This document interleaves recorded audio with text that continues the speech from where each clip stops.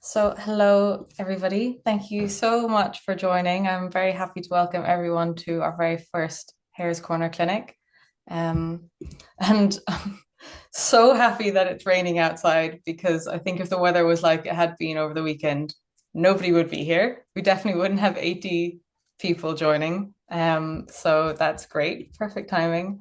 So I'm Finn. I help coordinate the Hare's Corner, and I'm going to be hosting these clinics. And then Phelim is also here. He's going to be giving our talk, and Sharon is also there with her video hidden. She's going to be on call to answer any questions we have. And so the clinic is basically a new initiative that we've launched here at the Hare's Corner because we get a lot of people coming to us wanting advice on how to take care of their Hare's Corners, or even if they aren't part of the project, just how to create a little more space for nature. So we wanted to create a platform where you could all come with your questions, and hopefully we'll be able to give you some answers, some advice, and just some practical tips. So we plan for them to be every month. They're going to be on the second Monday of each month. So if you want to sign up to be notified when the next one is happening, you can do so in the link that I will post in the chat now. And just before we start, I'd like to thank Life's Too Good Foundation, who have sponsored. There we go. The link is there in the chat if you want to sign up to our mailing list. Yeah, I want to thank Life's Too Good, who have funded these clinics so that we can make them free and open to everyone. And I'm sure you all know that the Hare's Corner is an initiative of Verbio Trust, and that we're a membership-based nonprofit. And we really couldn't do any of the work that we do at the Hare's Corner without our funders, partners, and members who support Verbio. So if you want to become a member of Verbio or support us in any way, we'd be really, really grateful. And you can follow the links in the chat. Go to our website to do that. So for each clinic, we're going to have a short 15-minute or so presentation on our key theme for the month. And this month it's ponds. And then afterwards, we'll have an open Q&A where first we'll take questions on the theme.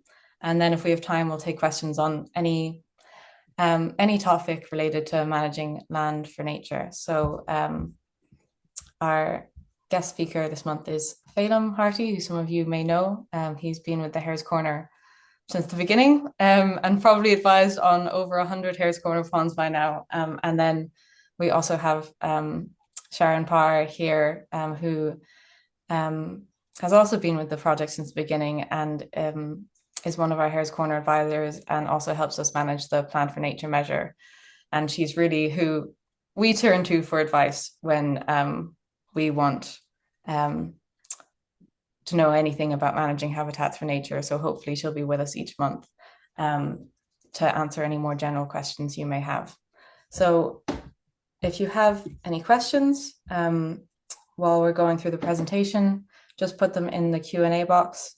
There's quite a lot of people here tonight, so if we have a lot of questions, we might not get to every single question, but we'll try and address the most common issues and themes. And the session is being recorded and we'll post it on our YouTube channel. So if you need to go back to something, you can.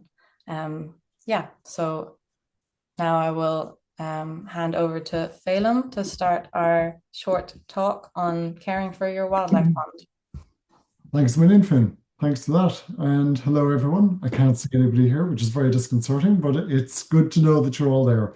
So I'll jump in without further ado, and we'll look at caring for your wildlife pond. So there's a number of key things that I want to explore tonight. But first, I want to just look at what might a pond look like. So this is our pond here that we put in about 3 years ago, 4 years ago. It was one of the first rounds of Hare's Corner ponds. And this photograph looks amazing. It's been slightly touched up by one of my kids who's good at Photoshop, but that's only the colors and the color saturation. Other than that, it looks lovely. It's clean, it's green, it's all that kind of stuff. This is the same pond with duckweed growing around it, floating on the surface, which is all fine, just not quite as aesthetically beautiful. Bulrush beginning to encroach on the sides. Another year on, one of the willow trees fell over, so there's willow regrowth coming up. around the edge, beginning to push up a little bit. And then as we look further, this is taken just a few days ago. So you can see that the bulrush is encroaching more. So the bulrush was there already in that area. So that's already pushing in from around the edges. In the foreground, there's this amazing moss floating right on the surface of the water. So Sharon, if you know what that is, I'd be really curious to know in a bit. So what I want to show you here is that ponds evolve and change. So, and that's nothing to be worried about, but it's something that we can steer and explore as we go forward. So here we are. This is another photograph from last year, just showing the bulrush encroaching more and bits of floating material, mostly bulrush growing on, oh, sorry, duckweed growing on the surface of the pond. Now, as we look closer, sometimes I get algal growth. There's three different plants. This is bulrush at the stalk at the left. We've got the floating duckweed. There's actually two different species. The bigger leaf is Lemna minor, and the tiny leaf is Lemna minute, which is actually a non-native invasive species from the Americas. And so so I've stopped giving plants away and selling plants from this pond area because of that. And then we've got this mat of algae here, which is growing probably because of nutrients, either from the soils coming out of suspension and producing algal growth, or potentially from the wider agricultural environment because we are in an agricultural drain in that pond. So this is, I just want to point out, this is somebody else's pond. This is a pond near Ina. And you can see there's three islands here that haven't quite got surrounded by water. It's the first year of construction, looking very bare. I don't have a follow-up of that. I'd love to have one, but I don't. But it's just to show you what a large clay-lined pond can look like. This is another Hare's Corner pond. It's plastic lined, much, much smaller, again in the early stages of development. So they both have potential for wildlife. Now, Sorry, Phelan, oh, there we go. Sorry, your slide hadn't moved on, but it's ah, there we go. so can you see this plastic lined thing? I can see a small pond. Yeah, This there we small go. little pond with apple trees in the background. Yeah, there we go. Was it slow to catch up with the voice? A little bit. Ah, okay. So can you see this plastic lined pond in Toker and Cork? No, it was there a second ago, but Oh dear. yeah. Okay. There we go. Okay, lovely. Thanks for that. So this is a plastic lined pond in Toker and Cork. What we've done is we've opened out the ground. This was all dug by hand, by the way, with volunteers on the day that we're seeing the photograph. So we dug the area out, moved some of the subsoil to the side, lined it with an impermeable plastic liner, backfilled with subsoil, and began to fill it up with some of the water that came out of the area to begin with. Can you see this photograph of Maria and Aoife in the foreground? With subsoil around the outer edge? Yeah. You can? Okay. And is that only just after coming up, Finn? No, it's going well now. I think it's just Okay. with me that the problem might be actually. So Okay. Fingers everyone crossed. else says it's fine. Grand, cool. So this is the pond filling better with water. You can see the duck in the background, Aoife from the Antashka Pond project in the foreground there. And you can see that the pond looks a lot smaller now than it did when it was an open plastic lined area. And that's the same with the Hare's Corner ponds. If we've got a plastic lined pond, when we bring back in subsoil around the outer perimeter to create shape, definition, edge for gradient and all that, it does get a bit smaller. So don't worry too much about it if that's happened to your pond.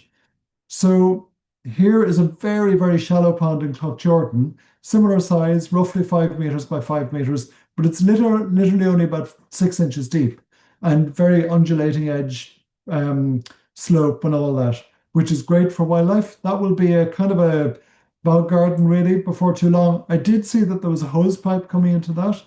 So I suspect that they do pump groundwater into that from time to time when it dries out.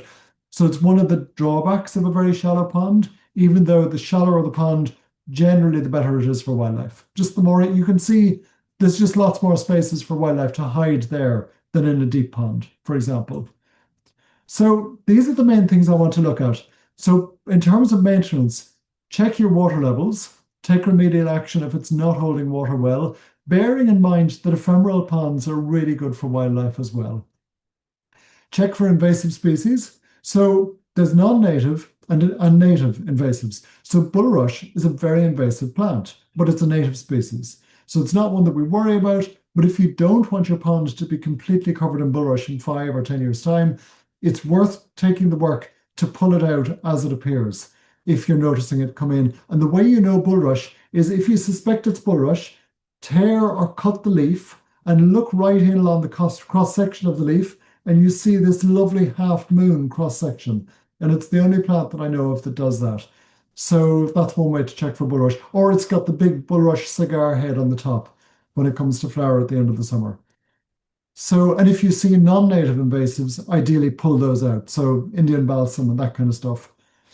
Um, oh, and don't buy plants if you can avoid it, because the risk of buying invasives is very, very high. Check your fences if you have them present, repair them as needed for safety.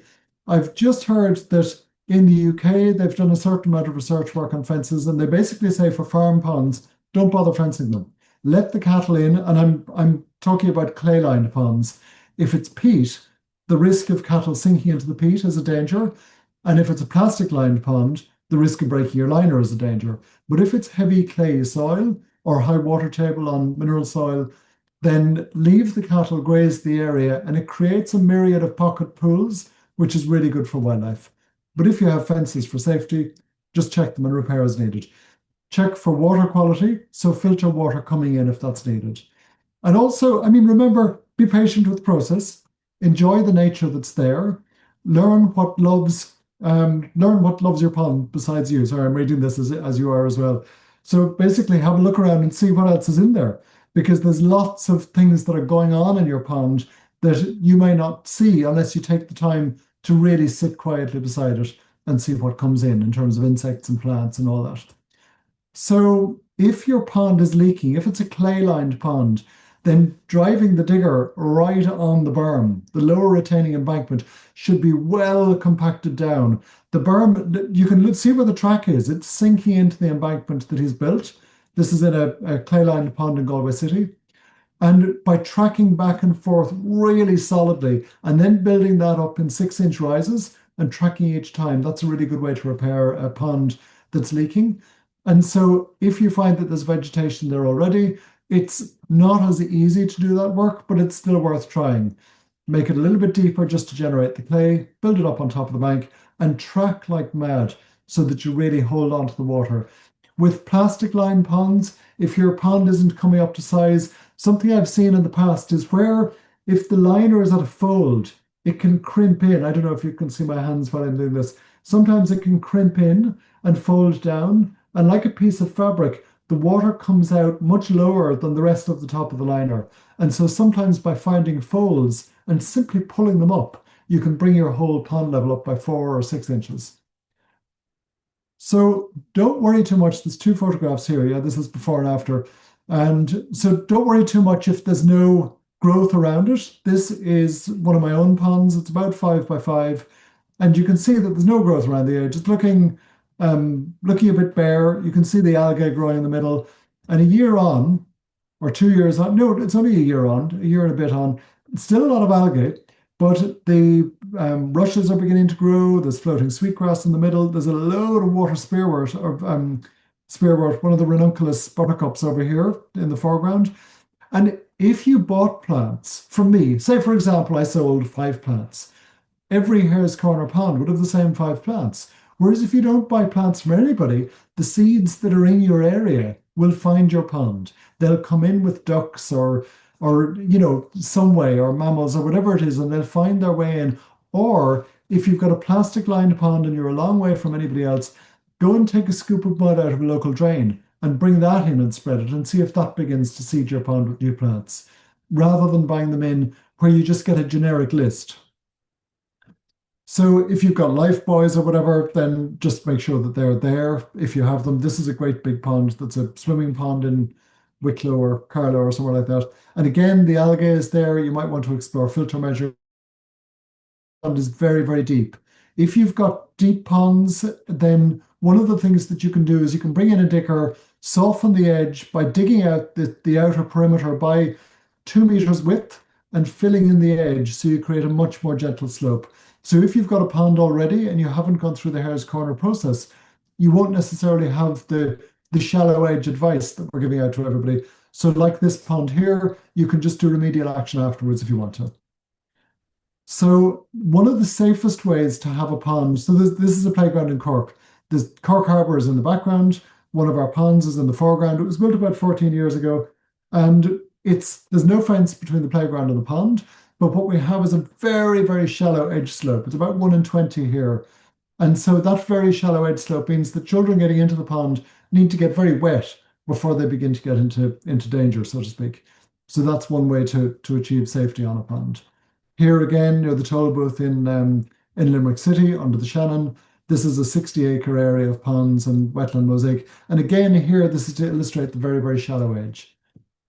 So if you've got water coming into your pond from elsewhere, bear in mind that even a relatively clean road can have a lot of quarry dust coming off new gravel applications and the like. Or if it's coming off stormwater, there could be grit and silt and all that kind of stuff coming in.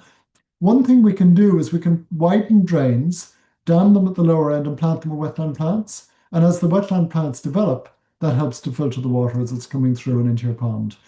So the plants we'd usually use would be bulrush, common reed, sometimes branched burr reed, and yellow flag iris, that type of plant.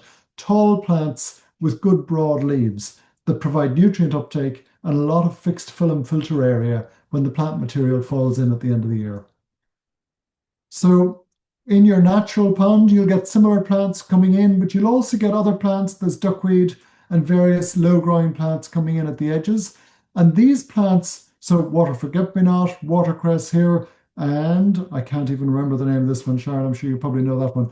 So those plants begin to come in from around the edges and they provide great spaces for insects to hide out and to be in and live. And so these are just some of the insects. I think this was one dip in my pond here, plus maybe a handful of whirligig beetles. So there's various dragonfly nymphs, damselfly nymphs, ram's horn snail up here, the water louse, pond skaters. And these guys are the whirligig beetles that spin around on the top of the water like dodgems. So they look kind of amazing, really.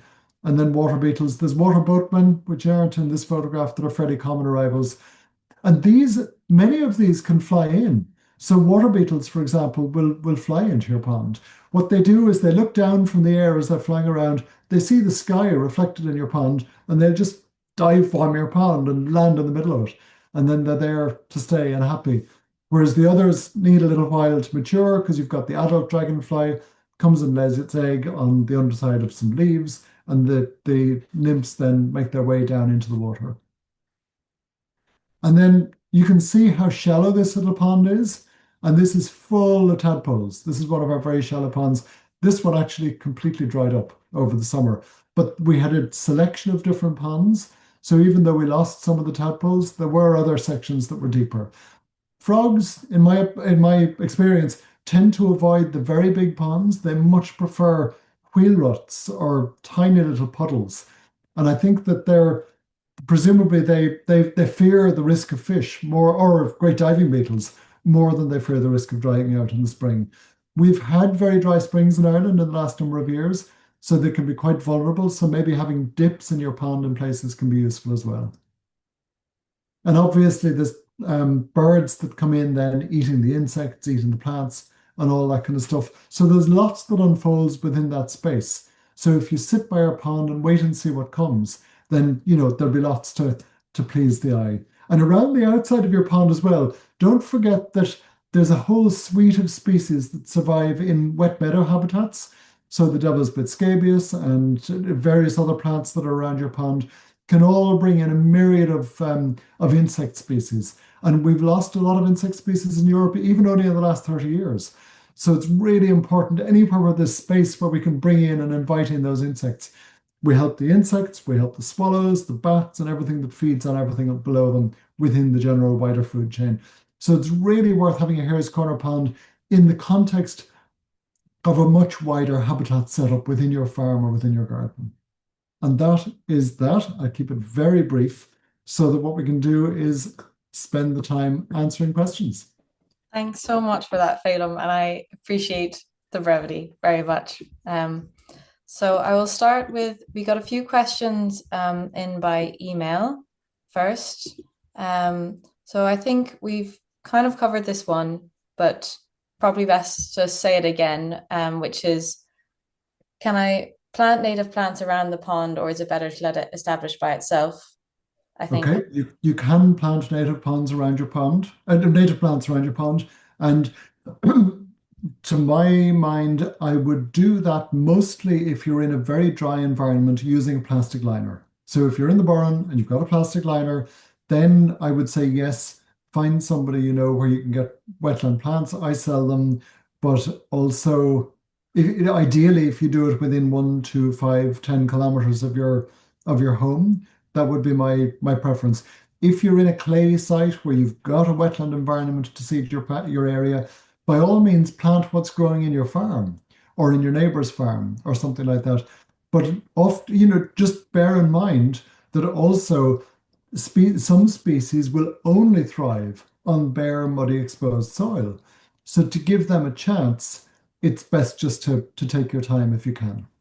So it's horses for courses. Yeah. No, I think that was very, very well put. Um, and yeah, I think we'd especially always say steer clear of buying plants from garden centers or things like that if you can. Even if they are native, they can often bring in things that aren't native with them. But, And but I'd native also be doesn't mean wary Irish of the. origin. Sorry, Sharon, go ahead. I was going to say, but also be wary of the friend who gives you things from their pond, because I just discovered I had floating pennywort Yeah, that had displaced the crowfoot that right. it Yeah, was amongst. yeah, indeed, indeed. I'd concur with um, that. so, and again, on planting, someone who has a pond, which is kind of serving as an attenuation pond from drainage.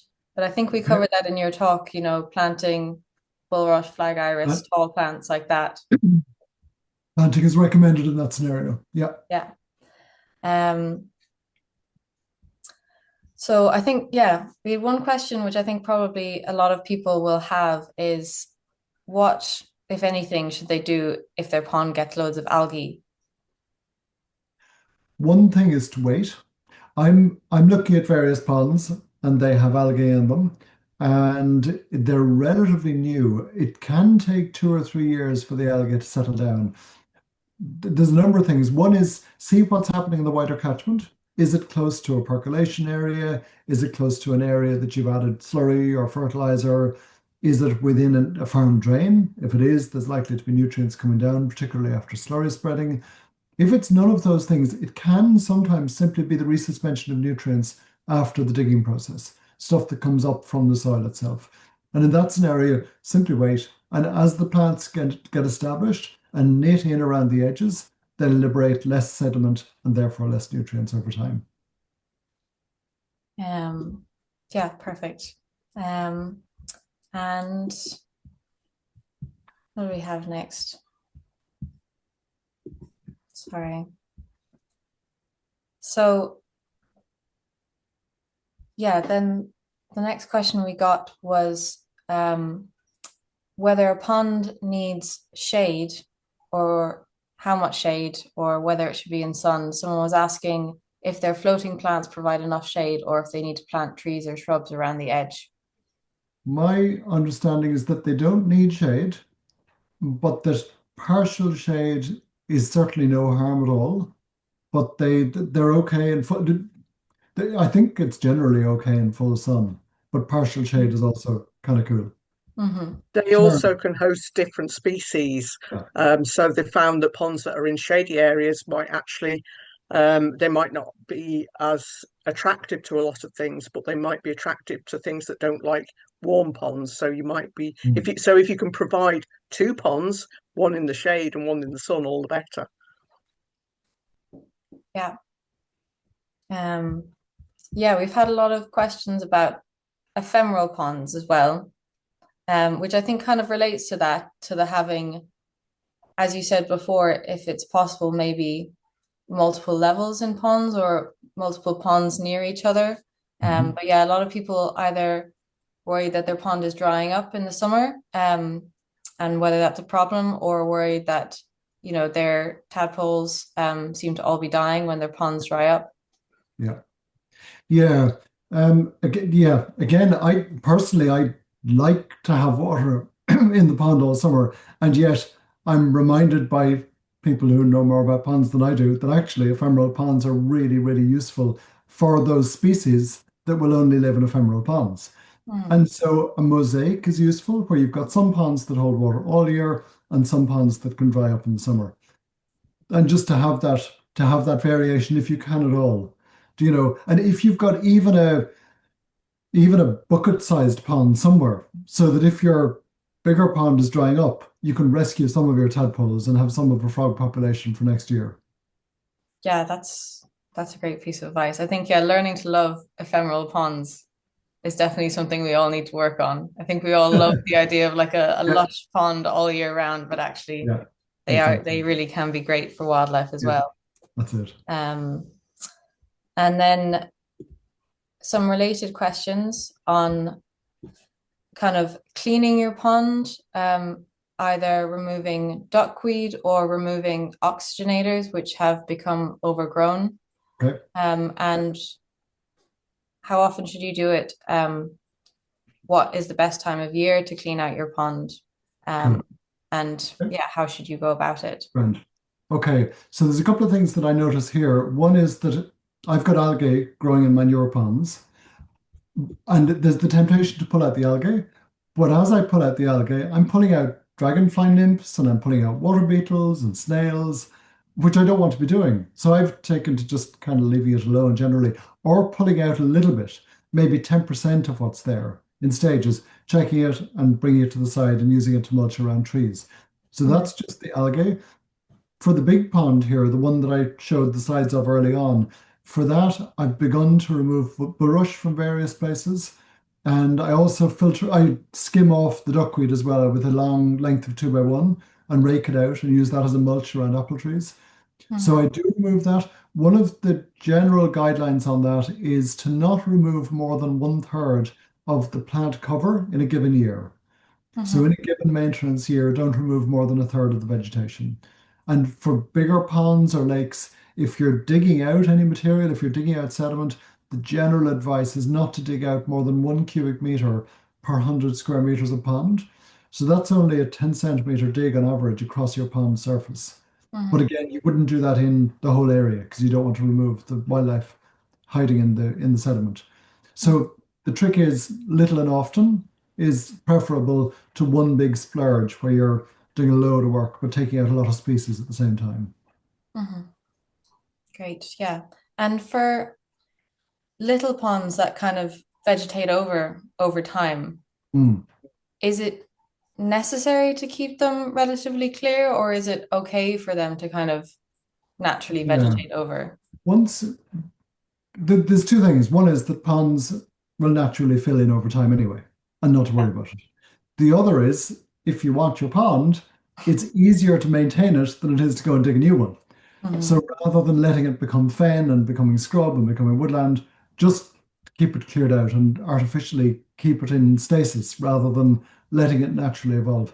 So what I would do with small ponds is when the plant cover is more than about 70%, I think that's a really good time to pull out 1/3 of what's in there. You mhm, know, but the figure could vary. It could be anywhere between 30% and 70%. Anywhere within that bracket, you could begin to take out 1/3 of what's in there every time you kind of get around to it. Is in any year that you happen to have time. You also asked about the time of the year, mhm, and I do not know. I don't know what the best time of year is. I'm going to guess that it's probably late summer when most of your plant growth, when it's put on a lot of plant growth and the plants are storing a lot of nutrients. So if mhm, you take out the plants, then that's going to be a nutrient exit pathway, if you like. mhm, There's the drawback then that you might also be taking out other species with the pondweed. But if you leave your pondweed sit relatively loose on the side of the pond for a day, then some of the species will make their way, some of the insect species will make their way out of the material into the water. Then you can gather it together and use it as a mulch around your Hare's Corner mini orchard. great. Okay, so on to questions in the Q&A. This is a good one. Is What depth should I aim for a small wildlife pond? For a small wildlife pond, so in the Harris Corner context, it's a 25 square meter minimum pond. So that's This 5 one meters. is not Hare's Corner context. They say Okay, 3 by 2 meters, so a sort you of got you. garden Cool. pond. Okay. Yeah, And I'd start with the Harris Corner and answer in the generic and then move to the specific. yeah. So for the Harris Corner 5 by 5 meter pond or 6 by 4.5 or whatever, the depth that I'm looking at generally is about 45 centimeters. So it's about 1.5 foot from the top of the liner edge to the base of the pond, essentially.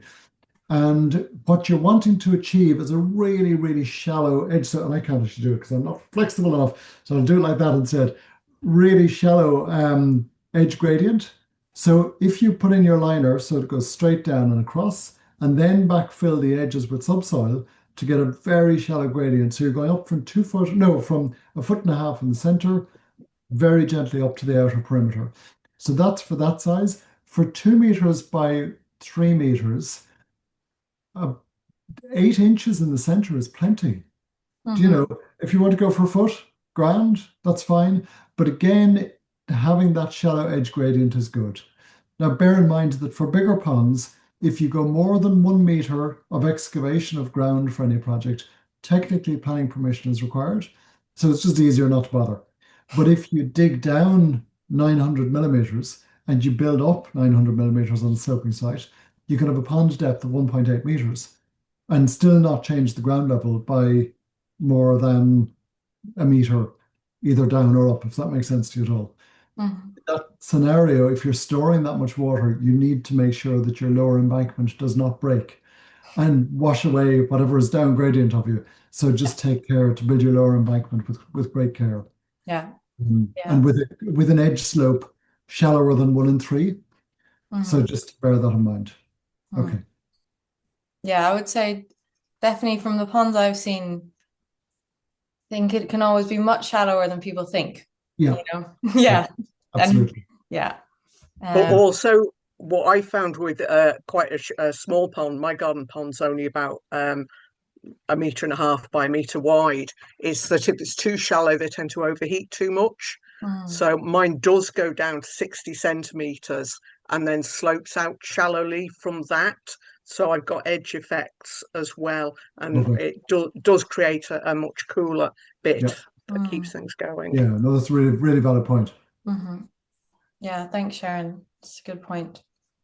Um, a couple of people have asked about You're worried, I'm going to double back to that one. If you're worried yeah. that your pond is heating up too much, if species are dying, how would you notice that, Sharon? Do you see dead insects or what do you notice when you consider it to be heating up too much?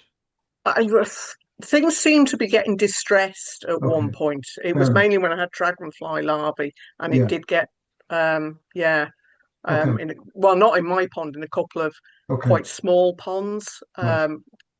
And I wondered there if, because they had a black liner, if Yeah, it had actually absorbed the of heat and increased the water course, temperature even I have more. you.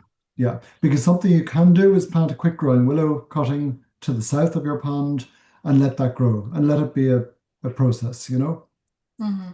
And I will say that if you're planting willow on a clay-lined pond, they mop up a lot of water. So just be careful where you plant willow and alder. I had a pond in Ennis. It was about 8 inches, 10 inches deep, and I thought it was leaking. The liner was intact. When I dug it all out to check the liner, the alder roots were growing right over the top of the liner, through the soil there and down into the pond. So, and the Okay. alder tree was just sucking the pond dry in the summer. So sorry, No, no, so no. go ahead there. Um, that's yeah, we actually have a question exactly on that is what to Cool. put down over your exposed black liner if you don't have any Okay. subsoil readily available. So Yeah. should you use Okay. sand, gravels, pebbles, or anything else suitable? You can use sand or gravel or pebbles or anything else that's suitable. Um, let me see. Keep your keep your pond shallower if you're going to do that. Mind you, Sharon, your point was that the black could soak up the sun further, which could be an issue. Possibly, yeah, Yeah, so having shallow. a deeper section might be no harm. I suppose if you could, so I can't draw at the moment, but if you if you're adding subsoil, you can afford to dig your whole pond straight down and across, as long as you don't have a variable water table, which could form bubbles. And if you want your plastic liner to be your final finish, if, for example, you're putting stone, logs, pebbles, sand, that kind of thing, you kind of need your liner to be shaped to do the work that the subsoil would otherwise do, because you won't manage to get gravel and sand to hold in the same way that clay soil will hold when it's put back in. Mm. Let me see, I don't know if I'm explaining myself terribly well. There's a whole suite of cross-section details that I'd love to draw on the screen, but I can't. Let me see. Basically, yes, use logs, big stones, little stones, sand, gravel, whatever you have to create microhabitats within that space. And do consider digging up clumps of soil and plants from the field, like yellow flag iris. If you get yellow flag iris from the middle of a field, you're very unlikely to take in invasive species because they're not coming from a wetland habitat, they're coming from a wet meadow environment. And so you can just dig up a clump and plant the whole clump in, sit it on top of your liner edge around the outer perimeter. So Hmm. that helps a bit with that. Yeah. One thing I would make sure you don't use is builder's sand. Try and use wash sand. I made the mistake of using builder's sand a friend had left over in a mini pond, and it was still bright orange a week later. So we actually took it apart and did it again. Right. Okay. And that'll recover over time, I imagine. If you've done it already, plants will probably mop up the difference anyway. But it's a really good point, Sharon. Mm. And would you say probably not, the only thing would be not to add too much topsoil into your pond? Yeah, I'd agree. Yeah, Yeah, because try it and will, put yeah, subsoil if you can. yeah. Yeah, the topsoil has too much nutrients, so it could, Perfect. yeah. Yes. Um, and then a question on how do you check the water quality? You look at the pond, and if it's growing algae, it's got elevated nutrients in it. And if it's not growing algae, it's probably fine. And that's how you check the water quality. That's a really straightforward way to do it. Yeah, yeah. So yeah, that's probably it. That's probably the easiest one. And I would say don't panic. If after 2 years you're still getting bits of algae, don't worry too much. As the plants begin to think, I know I'm saying when the plants grow, you'll get less nutrients, but don't plant it. So I see that there's that bit of a dichotomy. If you're in a farm drain, you probably will get more nutrients coming in than the plants in your pond will be able to cope with. I know I Mhm. am here. And that's very much weather dependent. In warm weather, after slurry spreading, there tends to be more algae than in cooler weather without slurry spreading. Mhm. So those are all factors. But bear in mind that the pond is serving as a filter for the wider landscape. So the water leaving my pond and getting back into the stream catchments is cleaner than it would have been if I didn't have a pond there at all. So Mhm. even though in my land it's looking dirty, I know that as it's moving through my land, it's getting cleaner as it goes. So there's benefits of both. Yeah, that's a really good point. It's still serving its ecological function, Yeah, even if it's not looking so pretty to you. Um, exactly. a really important one, and something that we deal with all the time at the Hare's Corner, someone has asked about is we get a lot of schools and community groups that are worried about putting in ponds because of risks to children and health and safety. Yeah, So any advice on that? I know you had your one slide about the pond there, which had the really, really shallow gradient and lots of plants planted in there. yeah, But any other tips on how you can do it in kind of more public places? sure. It is an issue. Bear in mind that we live in a landscape that's very much denuded of open water. You know, so we're living in a world where we don't have as much natural environment there, that we evolved and all of our ancestors survived long enough to have children, every one of them. And so I think that there's more space for wild spaces than we imagine. That's one thing, but it is obviously really important. So the ways that we can try to do it, one is by education, just by making sure that anybody who's around the pond areas knows the risks that are involved. Fencing is one way to do it as well. That can provide a bit of a barrier, particularly for toddlers and the like. Gates that close automatically can be really useful in that kind of a scenario, so that by default the gate will be sprung closed. Mm, The other is very, very shallow edges. The other thing is you can buy coverings for ponds. I personally dislike them. They're heavy plastic gridded covers. Sharon, as you can probably guess, we're talking about pond safety for public spaces. So mhm. heavy plastic grids that sit over the top of the pond that I don't think they look very nice, but all of the insects can survive quite happily underneath them, and yet children can't get at the pond in the mm, same way. The other is for schools, don't underestimate the value of a washhand basin sunk into the ground with some big stones in it and some wetland plants growing around the edges. For the tiny insects that will come, they'll be able to get in and they'll be able to live underneath the stones. And when I say stones, I mean something that size, biggish stones that provide lots of void space underneath. So you could have a pond that's either 1 foot by 1 foot by 6 inches deep with a couple of stones in it, or 2 meters by 2 meters, also by 6 inches deep, with some stones around the outer perimeter. So there's ways to make ponds that are safer. Um, that's, you can drown in very, very little water. So it's not to say that they're safe. We do have roads all over the country, and people get killed routinely on roads, and we don't get rid of the roads. And I would argue that new habitat is way more important than we give it credit for. That in an era of mass extinction, the risk that we have to human life through the loss of the web of life is actually way higher than we imagine. Do you know? And so putting in ponds is one of the ways that we can boost the web of life in our area. mm, The biggest thing that I see is garden ponds that go in that are a meter deep with straight sides at the edges and, an overhanging vegetation. It's your classic pond edge detail. And that's, a potential hazard. One of the things that can also be very hazardous is the duckweed itself. So duckweed in England, I've heard that it's called granny greenbacks. Don't go near the water, or granny greenbacks will get you and she'll pull you in and drown you. And because it covers the water completely, it looks like grass or it looks like a solid surface. And yet, obviously you just go straight through it if you stand on it. mhm. So having very, very shallow edges, if we can get away from the idea of a pond as being this manicured thing and know that it's this wet, messy looking habitat with loads of plants around the edges, and that's the haven for wildlife and much, much safer for people. Yeah, very, Do you yeah. have anything to add to that in terms of safety? Any thoughts? Sorry, I missed a lot of that. My internet went down, and I've now lost all the Q&A. I was trying to answer Oh, questions in the no. Q&A. Okay. Oh, Um, thank uh, you.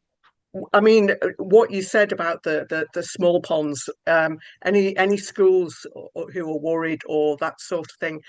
I always say to people in Plans for Nature, if you can put in some water, put it in. It doesn't matter how little, even if it's bird baths and that, it's going to have a value in helping birds and small mammals in particular, especially during the drought periods.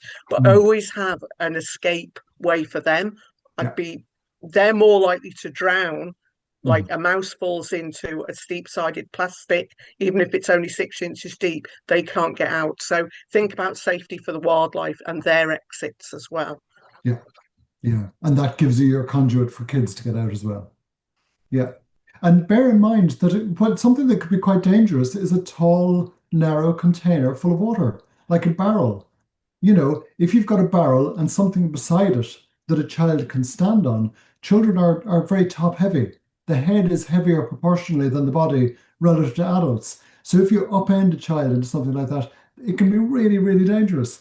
And so we've got a water butt out here that's beside a raised planter. So we have the two together under a downpipe, but the water butt is covered over with a plastic lid. So Yeah. that's one way and fed by a rainwater diverter. So just to, keep that kind of thing in mind. I suppose look at it with the eyes of a toddler and see where is the most fun place in the garden, and it's often the most dangerous. And just try to redesign or tweak the designs in places to allow Mhm. for that. Yeah. I think also, yeah, Well, one, no offending toddlers into water butts. Definitely none of No, I'm that. thinking if they lean in. Yeah. I'm not, it's not enemy action. I'm talking about accident. But I think to definitely contextualize the health and safety risk is important. Like you see people worried about putting in little ponds when there's unfenced, Yeah, piers right beside them or unfenced, so, yeah, and exactly. also on a very practical point, if anybody is working with a school or a community group, we do work with lots of schools and communities that have put in ponds. So if you want to talk to someone who's put in a pond, who's got it past their insurance, send me an email and I can try and get you in touch with someone else who's done it. And also, we're planning to hold a webinar specifically for schools on putting in ponds and how you can get your insurance to agree. That'll be sometime in the autumn. So yeah, if you want to send me an email, my email is in the chat and I can get you involved in that. Okay, we have a few more minutes for a few more questions there. Um, yeah, a question here from someone saying they have clay soil and is there a way to have a permanent pond without the plastic liner? I mean, Yeah, yes. If it's heavy clay soil, great. Um, if there's pond notes, so I have pond notes on the Bio website and I have them on my own website. So my website is wetlandsystems.ie, wetlandsystems.ie. If you go onto the um, resources page, the top link is the pond, there's that describes in a little bit of detail the construction process for different types of scenarios, and clay sites are one of those. So either if it's a level site, dig out a hole with the machine, track it like mad, and wait for rain. If it's a sloping site, clear the topsoil from the pond area, clear the topsoil from the lower embankment, move your clay from the pond to the lower embankment, and like I showed you in the photograph with the digger in Galway, track the lower embankment like mad in 6-inch rises to build it up, nice and broad, very gently sloping, but crucially get the digger to track back and forth on top of it. And digger drivers will look at that and go, no, but your bank will disappear if I drive on it. And say, yep, that's cool. We're doing it anyway. And build it up really, really solidly, preferably damp. And so that the soil is nice and moist and presses down really, really well. And that's the way that you improve your chances. The other thing is try to bring in a clean roof surface if you can. If there's a shed nearby or something like that, you can bring in the roof water into your pond. That will just help to top it up and give it a slightly longer life in the spring. great, thanks. Okay. We have one here about installing a preformed pond, but it doesn't have any shallow sides. And Yeah. yeah, I would Yeah. say, I mean, we've talked about this. I think, it's great to have any water, but if there isn't exit routes for wildlife, Yeah. then that's not great. But you can fill it in with rocks or anything you can find. Just think about how, if you were a mouse, how would you get out? Yeah. Yeah. Any thoughts on to add to Yeah. that preform There's ponds? one brief one, and that is that if you've got a preformed pond liner in your garden already, or if you've got an existing deep pond in your garden already, then logs that are partially submerged, if you can tie those close to the edge or brace them or place them into plants at the edge, then they provide a bit of a platform for mice to climb onto and then climb out, for example, or for frogs to rest on or whatever. And the other is long lengths of timber that go from the pond center up to the pond edge. That's another way to help people to help things to climb out. Those are the main ones. I wouldn't go for preformed pond by choice, but because of the steep edge. But if you have one already, those are some ways to mitigate against that. Mhm. Sharon, have you any thoughts on that particular one? Well, I'm just thinking to that large pond that has a similar problem. Yeah. I mean, you could look at some sort of like jute type sacking and possibly Mhm. fill that with sand, gravel, or subsoil just to help create more below water structure That's a really and good idea. create shallower areas and different heights. So you're sort of filling your pond in a bit, but it's Yeah, all about wildlife likes that complexity yeah, below the water. So the Lovely. more complex you can make that, the better. You can put logs sunk to the bottom and that in as well. So Yeah, no, that's a really good idea about the jute sacking and stuff. Cool. A really good general one that someone has asked is how to place your pond. How do you find the right space and place for your pond? And I think that's probably a long one.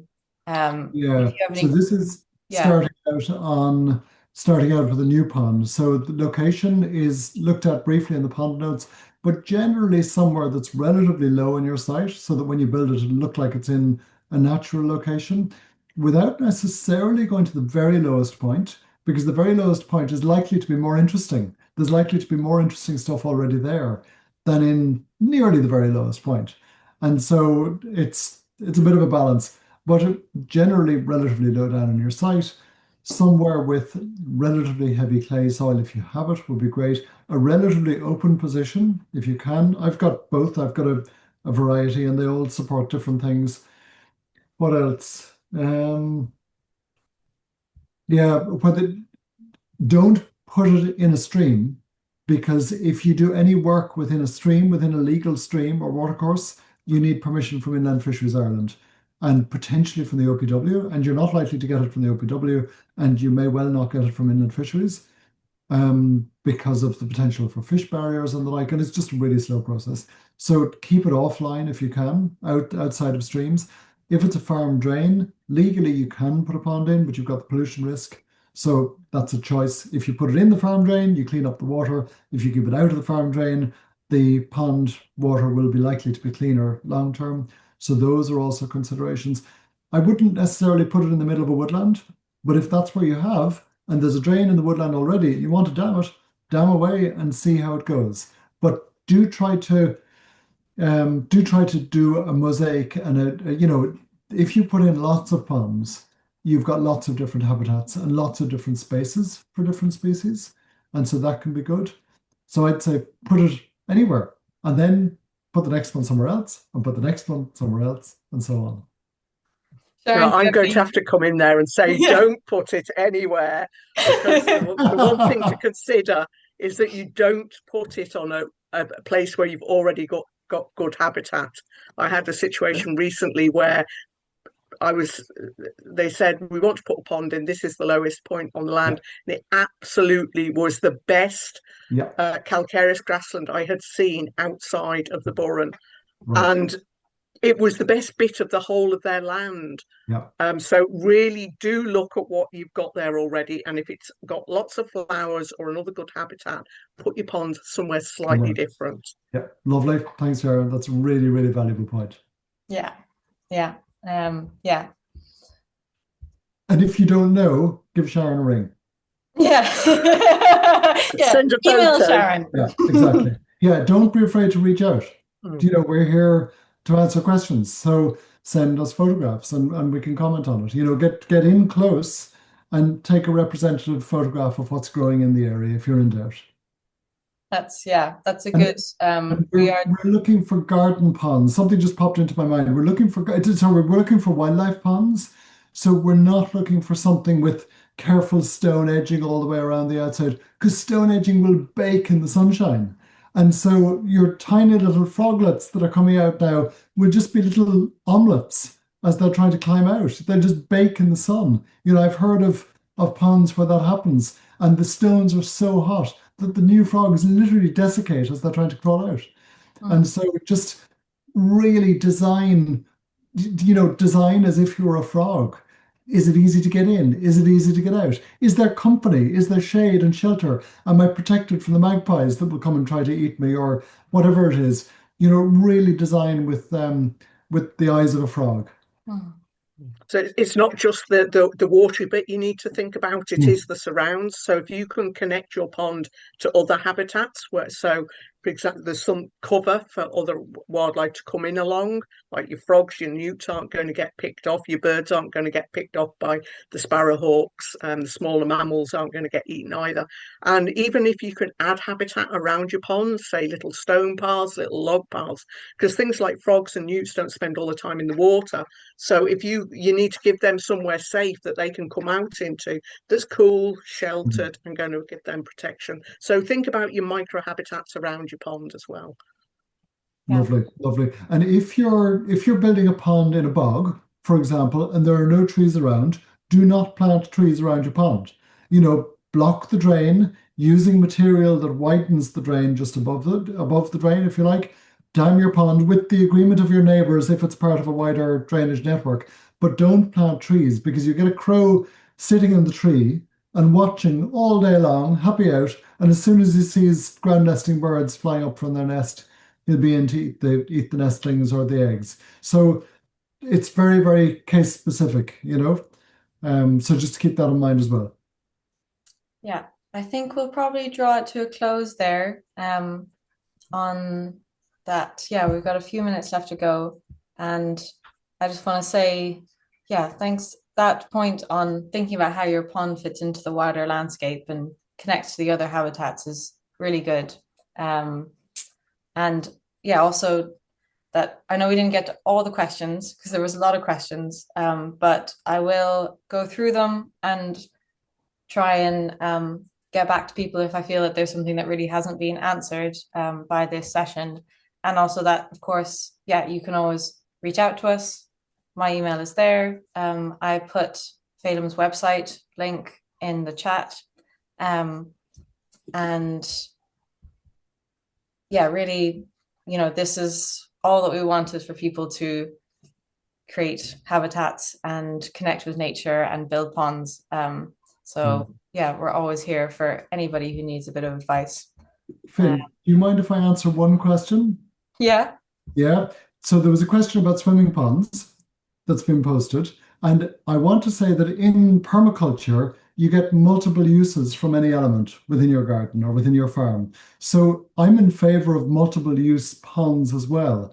So whether that's for irrigation, whether it's for cattle drinking, whether it's as a firewater pond, or whether it's for a swimming pond. And so I swim in my pond here from time to time. And one of the things, let me see, I think relinquish clean if you can. If you can make your pond big enough, then you can have a very shallow outer margin and still have it up to a meter deep in the middle. You don't want to go more than a meter deep because it's going to be a planning issue anyway. You can swim in very, very shallow water. So just keep that in mind and have good shallow margins around the outside. That's really useful for wildlife as well.